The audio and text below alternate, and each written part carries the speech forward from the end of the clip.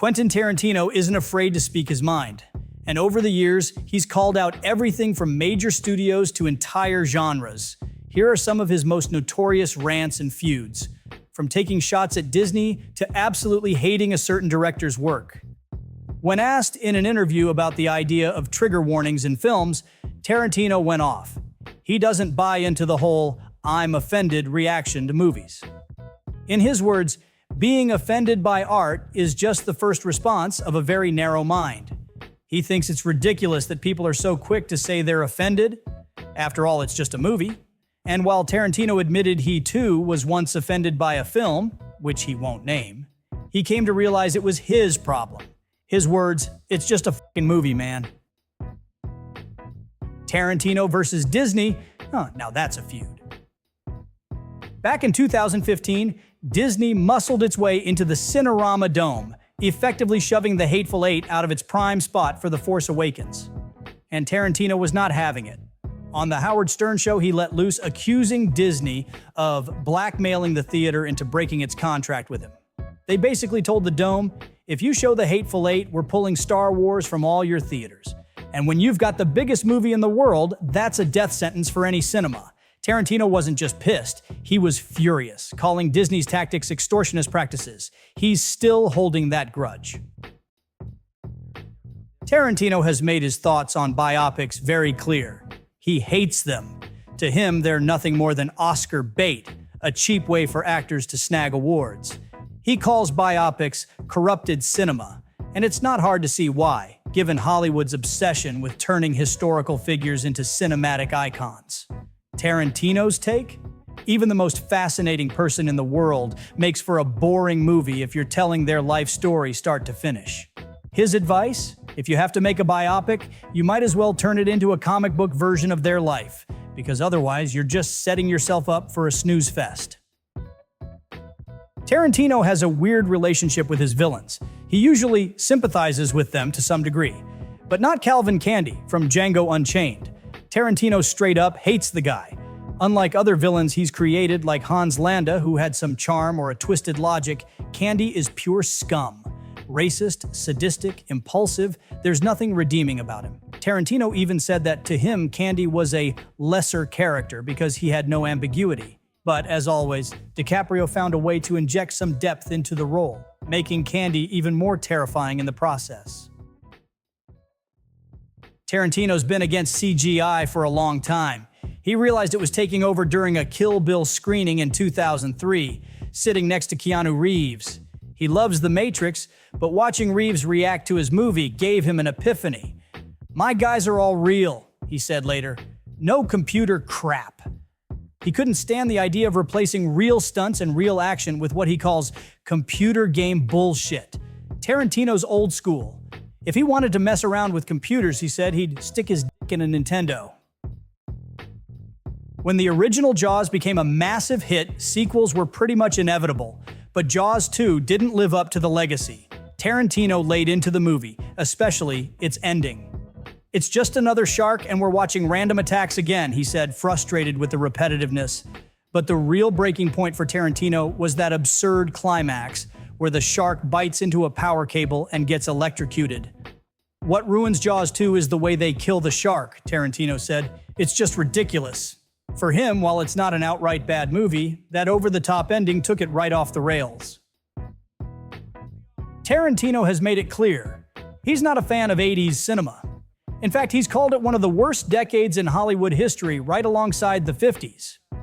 Despite seeing more films during this time than any other, he's quick to point out that the 80s lacked the depth and quality of the golden 70s. In his words, "Back in the 80s, movies sucked." Harsh, sure. But if anyone's going to make that kind of declaration, it's Tarantino. While John Ford might be a hero to many filmmakers like Martin Scorsese, don't count Tarantino among them. In fact, he's got nothing but disdain for Ford's work, especially the portrayal of indigenous people in his westerns. Tarantino called out Ford for upholding the idea of Anglo-Saxon superiority, saying it's Ford's legacy of faceless Native Americans that tarnished his films. Even Ford's cinematography is overrated, according to Tarantino. When it comes to westerns, he thinks Sergio Leone wipes the floor with the competition. In his book Cinema Speculation, Tarantino doesn't hold back on Robert Altman's Brewster McCloud. Comparing it to a bird shitting on your head, he's blunt about his disdain for the film. Altman himself hated the script so much that he threw it out, coaching actors on their lines as they filmed. Tarantino finds it amusing to imagine his family buying tickets for this absurd mess, expecting a normal movie, and getting something entirely different. Tarantino's not a fan of streaming at all. He prefers something tangible, like a DVD or film reel, and the thought of people watching movies on their phones just depresses him. In a 2015 interview with New York Magazine, he admitted that he doesn't use Netflix at all. And he's not alone.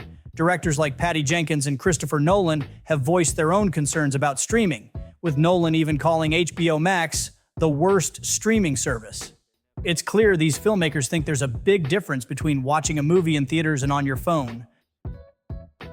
Tarantino may have written the original screenplay for Natural Born Killers, but he has no love for the final product. In fact, he's gone so far as to tell fans, "Don't go and see it if you like my movies." Directed by Oliver Stone, the film took a drastically different approach from Tarantino's vision. For Tarantino, the point of the story was lost in translation. He crafted a script that should have made the movie obvious on the page, but Stone's adaptation? Tarantino wasn't having it. Tarantino has a soft spot for the original Halloween, 1978, but the sequels? Not so much. He calls them fruit from a poison tree, mainly because of what he sees as a critical misstep in making Laurie Strode the sister of Michael Myers. To him, that twist ruined the mythology and set the franchise on a downward spiral. He's particularly frustrated because, as he puts it, John Carpenter and Deborah Hill didn't think the whole brother-sister angle through. They just threw it in to give Halloween 2 a reason to exist. Tarantino does give credit to Danielle Harris for her performances in the later sequels, but for him, the damage was done. Despite being a cinephile who owns the new Beverly Cinema, Tarantino is surprisingly unbothered by the closure of many chain movie theaters after the pandemic. For him, the multiplex experience had already lost its magic long before COVID came along. "They've taken all the specialness out of movies anyway," he said, expressing a kind of relief over the industry shakeup. Tarantino believes these chains turn the cinematic experience into something too corporate, too standardized, stripping away the artistry and uniqueness that made going to the movies special in the first place. Tarantino has a love-hate relationship with Kubrick, but when it comes to A Clockwork Orange, it's definitely more hate. While Stanley Kubrick is often praised for the film's anti-violence message, Tarantino isn't buying it. He's called Kubrick a hypocrite, claiming that it was just a cover for his own obsession with violence. According to Tarantino, Kubrick had a little too much fun shooting the infamous opening scenes, and that, for Tarantino, was enough to see through the director's intentions. For Tarantino, digital cameras represent everything wrong with modern filmmaking. In a world where you can shoot with digital ease, Tarantino thinks something vital is lost, namely the effort and craftsmanship that come with shooting on film. He's one of the most vocal advocates for preserving the traditional format, calling digital the lazy director's option. In a world where you can do anything, nothing means anything, he said. For Tarantino, the discipline of working with film stock forces filmmakers to truly plan each shot, making the whole process more deliberate and meaningful. While most viewers and critics were enthralled by the series, Tarantino found it boring. He gave up on the first episode of Season 1, and as for Season 2, just the trailer was enough to turn him off. In typical Tarantino fashion, he didn't hold back, mocking the show's cast for trying too hard to look tortured and gritty. "All these handsome actors trying to not be handsome," he said, unimpressed by their attempts to look brooding and miserable. Tarantino leveled a similar accusation at Ben Affleck's The Town, saying that the immersion was completely spoiled for him by how ridiculously good-looking everyone is in it. Even Scooby-Doo wasn't safe from Tarantino's criticisms, though this particular hatred dates back to his childhood. He said that from the very first episode, he found the mysteries in Scooby-Doo weak and predictable.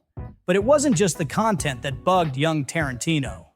The constant reruns drove him nuts too. It felt like they made 6 episodes and just kept playing them over and over, he recalled. Tarantino's relationship with his biological father, Tony Tarantino, is non-existent, and that's by Quentin's choice. His father never reached out during Quentin's early years, but once fame came knocking, Tony suddenly tried to reconnect. Quentin wasn't having it. He had 30 years to find me, and he never did, Tarantino said, clearly frustrated by his father's sudden interest. While Quentin fondly remembers his stepfather, Curtis Zastupel, his feelings toward his biological dad remain ice cold. The only reason he kept the name Tarantino was because it just sounded cool.